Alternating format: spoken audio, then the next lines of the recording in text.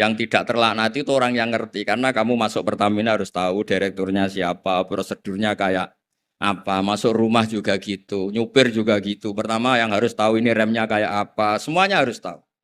Assalamualaikum warahmatullahi wabarakatuh. Bismillahirrahmanirrahim.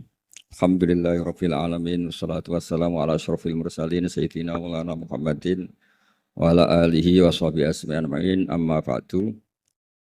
Yang kita hormati bersama guru kita bersama Kiai Haji Abdul Wahab Maimun, semua keluarga besar Mbah Maimun, Sofur, Neng Nadia, semuanya kita hormati dari Pertamina semuanya, wonten Mas Ari, wonten Mas Solikin, Mas Latif, semuanya saya hormati.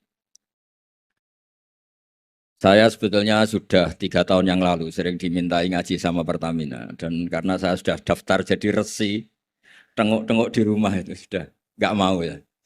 Alhamdulillah Pertamina punya cara yang agak nggak benar itu, memanfaatkan Gus Zofur ngundang saya. Semoga Allah memaafkan. Itu otak politiknya masih jalan itu. Tapi alhamdulillah semoga ini kesalahan yang dimaafkan Allah Subhanahu wa taala. Karena politik itu penting. Dulu itu ada orang berdoa di depan makam Rasulullah SAW. Itu doanya itu agak mengganggu, itu agak menteror. Ya Allah, jika saya jadi orang baik, maka yang senang ini kekasihmu, yaitu Rasulullah SAW. Tapi kalau saya jadi orang jelek, itu yang senang musuhmu, yaitu setan.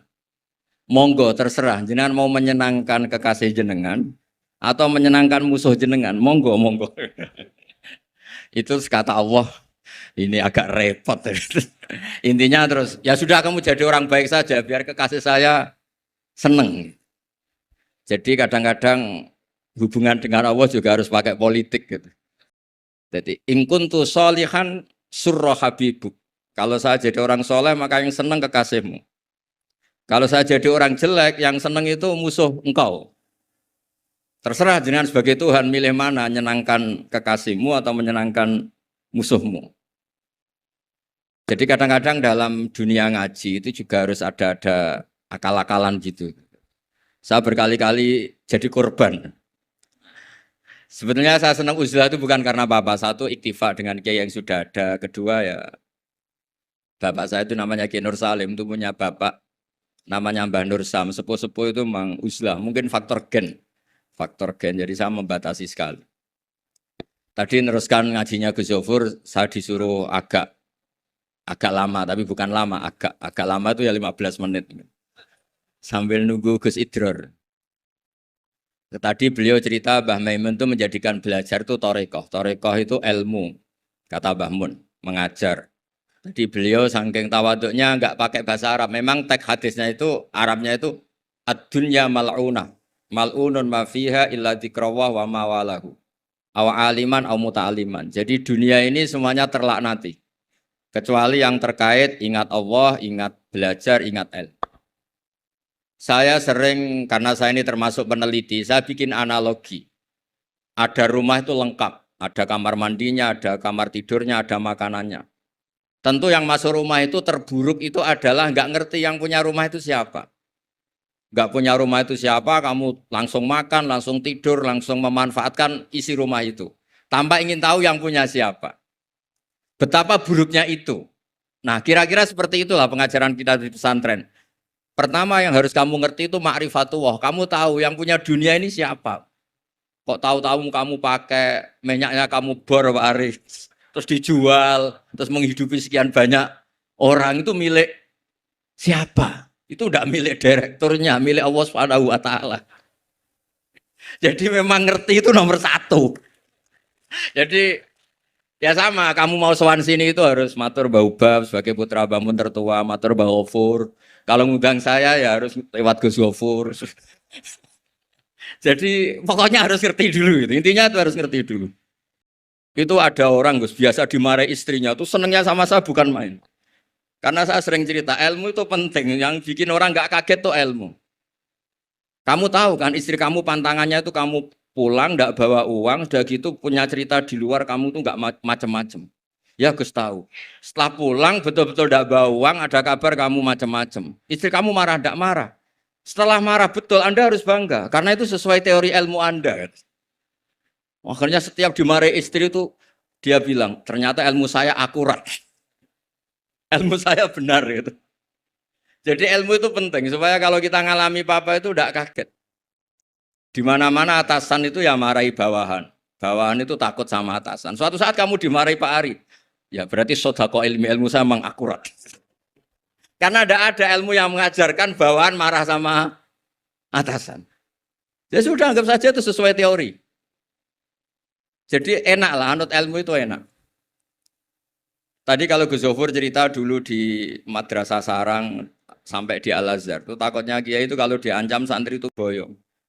Memang ketika saya ngaji sama mas saya Sarang termasuk sama Mbak Ubab itu masyhur itu. Kalau ada orang nggak naik kelas, itu kiainya diancam saya naik atau kembali ke terminal. Itu kiai biasanya takut. Itu cerita terkenal. Ternyata di Al-Azhar sama. Tadi ada anak Thailand nggak hafal 8 juz, bawa tiket Gus. Saya pulang ke Thailand nggak jadi orang, Pak dosen yang dosa. Lulus.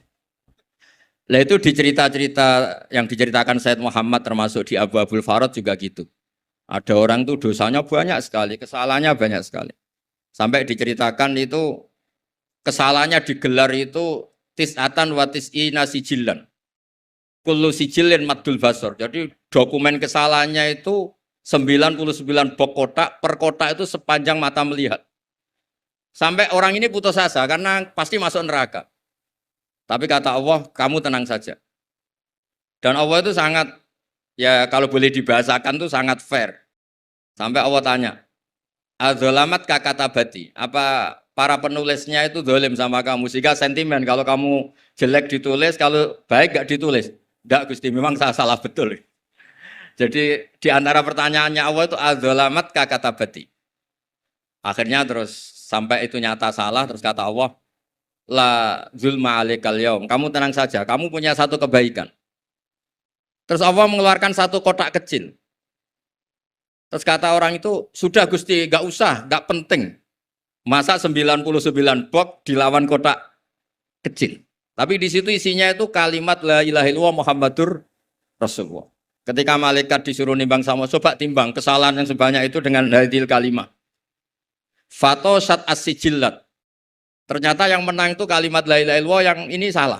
Gak diabaikan. Itu terus kata hadis terakhir, fala yaskulu ma'asmillahi ta'ala sayun.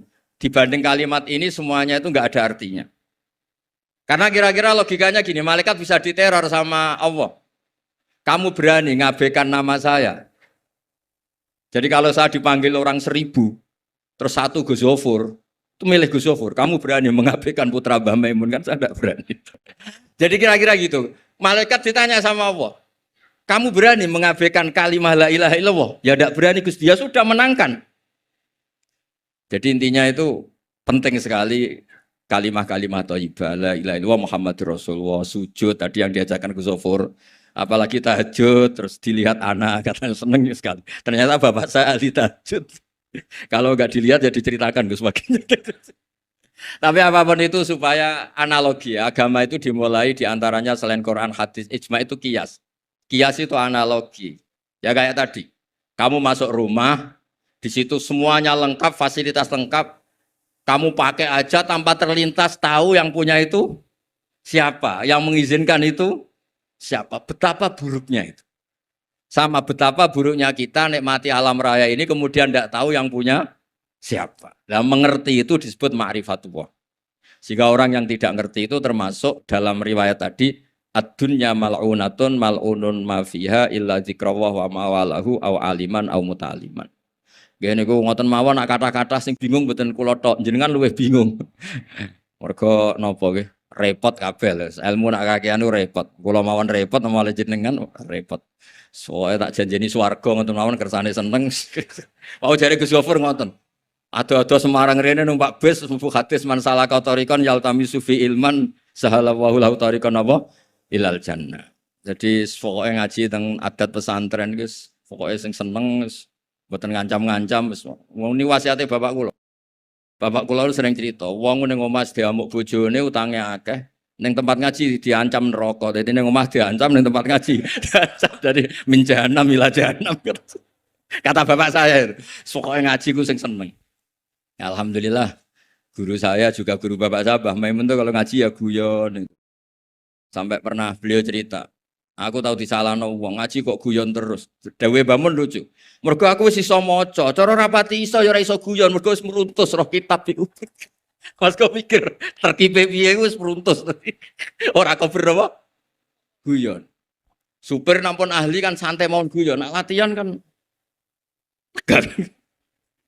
Jadi kadang-kadang guyon itu buktekno alime, orang tertentu tapi tentu yang sekali berbahmun, yang sekali berorang-orang.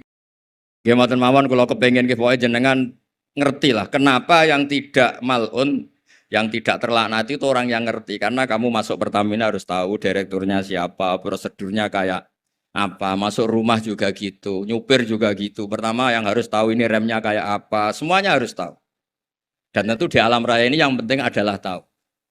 Makanya Imam Bukhari ketika cerita babu fadilatil ilm, terus beliau mendalil qala ta'ala fa'lam annahu la ilaha illallah fabada'a bil ilmi. Kata beliau kalimat yang menyelamatkan dunia akhirat itu la ilaha illallah Muhammad Rasulullah.